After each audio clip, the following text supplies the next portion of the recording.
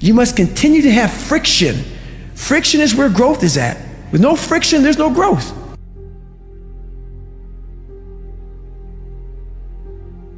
You have to call yourself out. If you're fat and you're f***ed up, I want to hear that.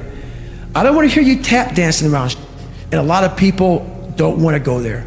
They don't want to talk about their childhood. They don't want to talk about their past. They want to get to the root of the problems, and then they go, why am I not getting better? Because there's a lot of shit in there you haven't dealt with, brother.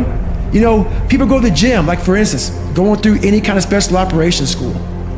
These people go to the gym, they get big, they get jacked, they can run fast, all that shit.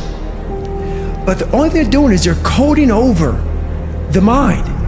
All you're doing is building a bigger, stronger quitter.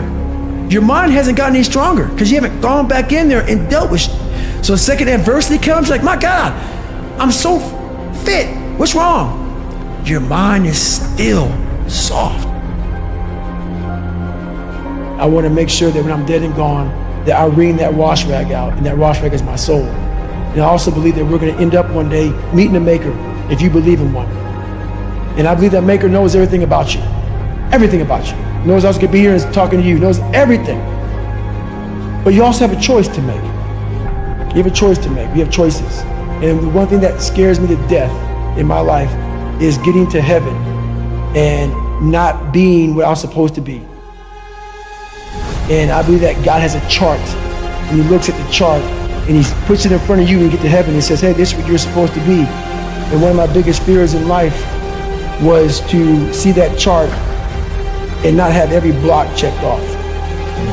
You know, I want to make sure that I'm constantly pursuing whatever it is I'm pursuing, just to be the best I can, just constantly grinding myself into a fine powder. You have to be on a constant reminder. Almost like how you put a reminder on your phone, 15 minutes, you got this. That has to be in your brain. You've done too much. Stop.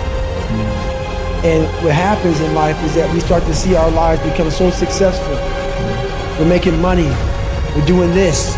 We're doing that. I want more. I want more. I push harder.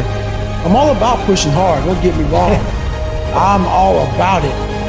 But to push as hard as you can, you have to be mindful of the machine that's pushing. It is going to end up dying.